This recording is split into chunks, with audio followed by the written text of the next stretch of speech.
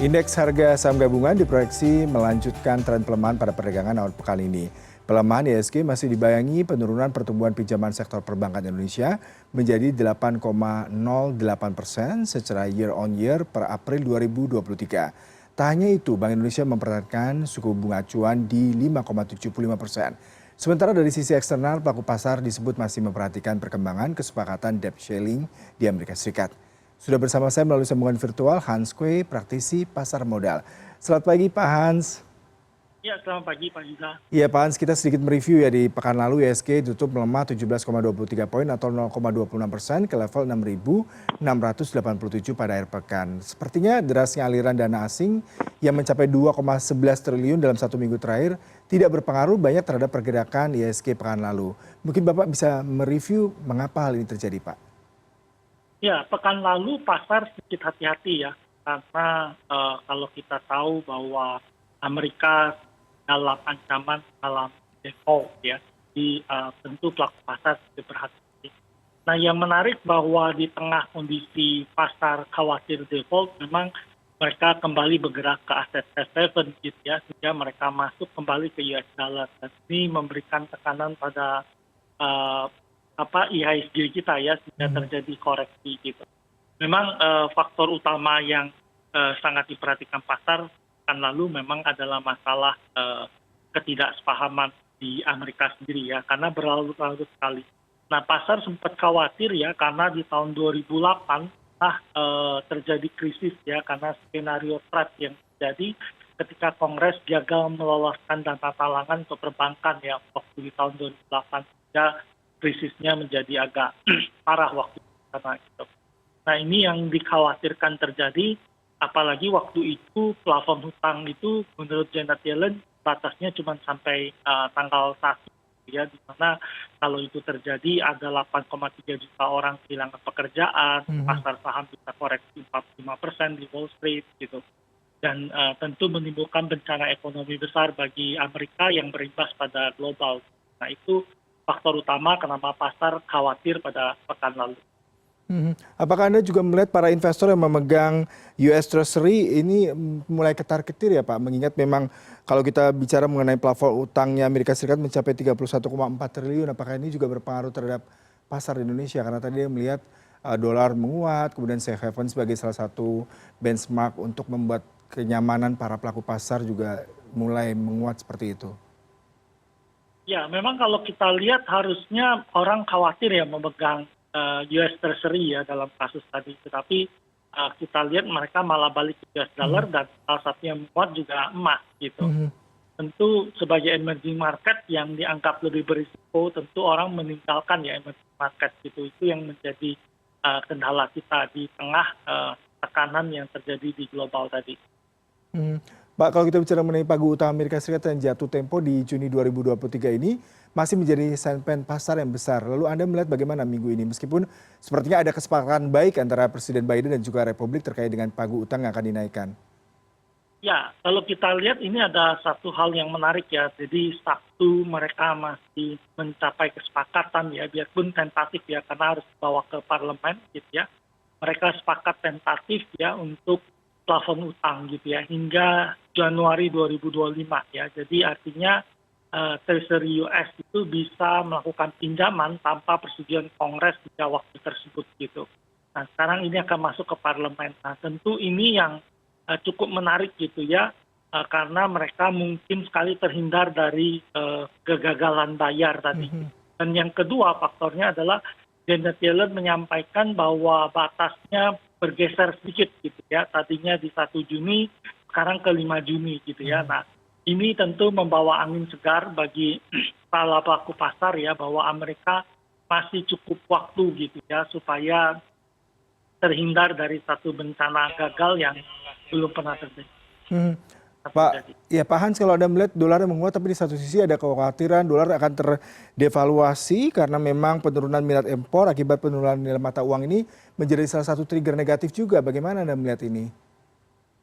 Ya, sebenarnya kekhawatiran pelemahan nilai tukar itu lebih karena orang melihat risiko global yang meningkat ya, sehingga mereka bergerak ke salah satu safe haven currency yaitu US dollar gitu.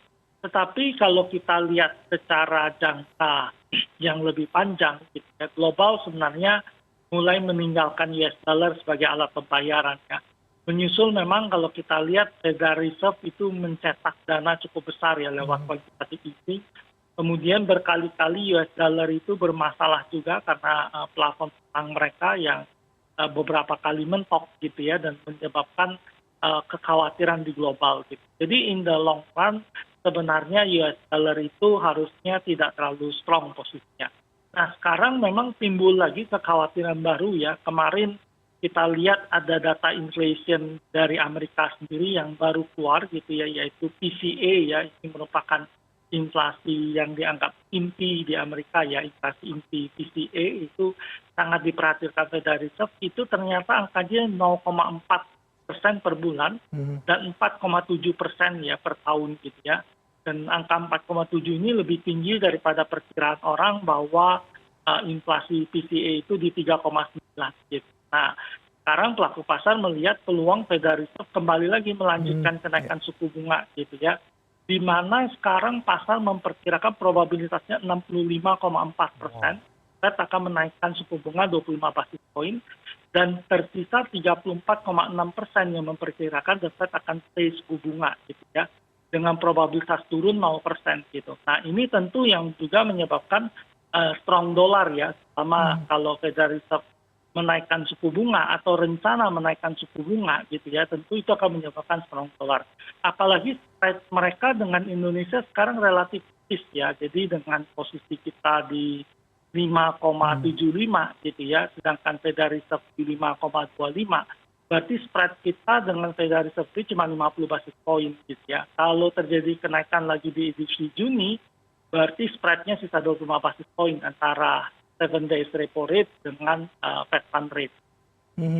Dan ini menarik pastinya ya, karena memang kemarin sempat terjadi aliran dana masuk ke Indonesia karena tadi kekhawatiran kondisi global terutama di Amerika Serikat. Tapi dengan seandainya The Fed menaikkan lagi suku bunga, otomatis akan berpengaruh terhadap investasi dan aliran dana ke Indonesia, Pak. Karena mereka pasti akan lebih memilih kembali lagi dengan penguatan dolar dan juga suku bunga yang tinggi.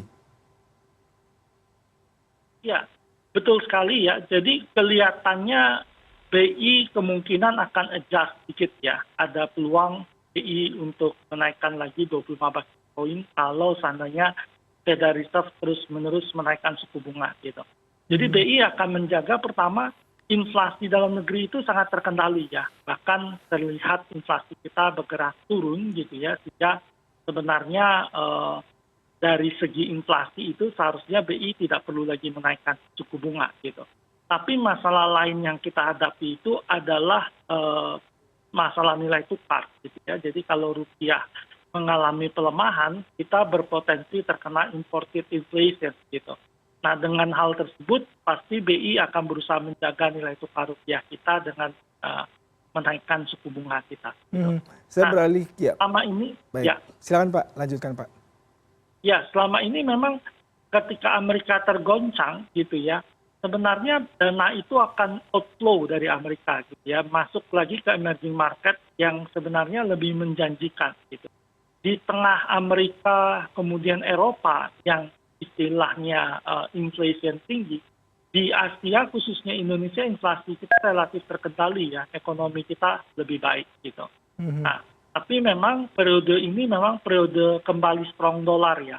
Karena sebelumnya kita melihat bahwa ECB itu masih bisa menaikkan 25 sampai 50 basis point. Sedangkan Federal Reserve kemungkinan akan stay suku bunga. Nah, ini menyebabkan indeks dolar melemah dan ini menjadi trigger rupiah sebenarnya bisa menguat. Tapi seiring dengan bergesernya ekspektasi pasar bahwa Federal Reserve kemungkinan akan kembali menaikkan suku bunga, ini pasti akan menyebabkan tekanan juga pada nilai tukar rupiah kita. Kita ke aliran dana nih Pak, investor asing di SBN mencapai 6,6 triliun dalam 1 bulan terakhir per Mei di 2023. Derasnya aliran dana asing ini memberikan dampak pada pasar keuangan. Tapi di satu sisi tadi ada kekhawatiran ketika The Fed kembali menaikkan suku bunga, kebagian kita blessing from discuss dengan adanya investor asing di SBN ini sedikit terganggu pastinya ya Pak? Ya, betul. Jadi sebelumnya kalau kita lihat yang terjadi itu adalah ketika Fed diperkirakan mencapai puncak kenaikan suku bunga di edisi Mei. Nah, beberapa bulan menjelang puncak itu pelaku pasar mulai outflow dari pasar Amerika masuk ke emerging market. Salah satunya adalah ke surat berharga di Indonesia. Ini fenomena udah terjadi dari akhir tahun lalu ya, dana asing masuk sehingga kita lihat yield obligasi pemerintah kita bergerak turun ke bawah gitu. Karena derasnya aliran dana yang masuk ke pasar kita. Tapi kalau ceritanya Fed akan kembali lagi menaikkan suku bunga gitu ya, tentu akan ada kanan sedikit gitu. Tapi kalau kita lihat sebenarnya Amerika ini harusnya puncak kenaikan suku bunganya udah sangat dekat sekali gitu ya. Jadi tidak mungkin dia menaikkan lebih banyak seperti 2-3 kali kenaikan lagi gitu ya. Jadi diperkirakan dari survei yang ada itu level 6,25 sampai 6,5 itu adalah tertinggi gitu ya. Iya.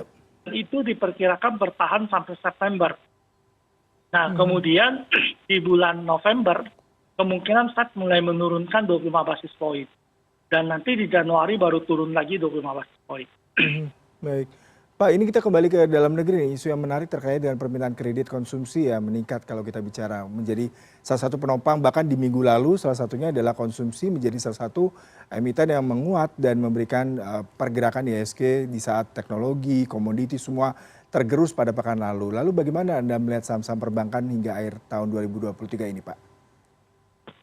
Ya, saham-saham bank masih tetap menarik ya. Jadi kalau kita lihat sebenarnya salah satu yang paling defensif ya di tengah potensi bunga yang tinggi itu tetap saham sektor perbankan ya. Jadi kenaikan suku bunga biasanya ditransmisikan menjadi kenaikan deposito. Tapi karena likuiditas yang cukup longgar, bank-bank besar tidak perlu terlalu menaikkan bunga deposito. Di sisi lain, ekonomi mulai bangkit ya. Karena keluar dari pandemi COVID-19, ekonomi Indonesia bergerak, harga komoditas cukup tinggi gitu ya, sehingga perbankan bisa menyalurkan kredit kembali gitu ya. Biarpun sedikit melambat penyaluran kredit tadi gitu ya, melihat surat berharga kita masih yield-nya masih cukup menarik gitu ya. Jadi kalau kita lihat bank kita bisa memanage ya, NIM-nya tetap tinggi gitu. Jadi perbankan masih tetap jadi pilihan utama kita ya di tahun ini. Baik Pak Hans, terima kasih untuk perbincangannya pagi hari ini. Semoga pasar dengan kondisi wait and see terutama terkait dengan kebijakan Amerika Serikat untuk pagu utang bisa memberikan angin segar terutama karena inflasi kita terjaga, suku bunga BI juga masih di 5,7 repo rate sehingga pasar masih bisa tidak terlalu panik ya dengan kondisi internal dan juga global. Terima kasih untuk wawancara dan perbincangannya pagi hari ini Bapak. Ya, terima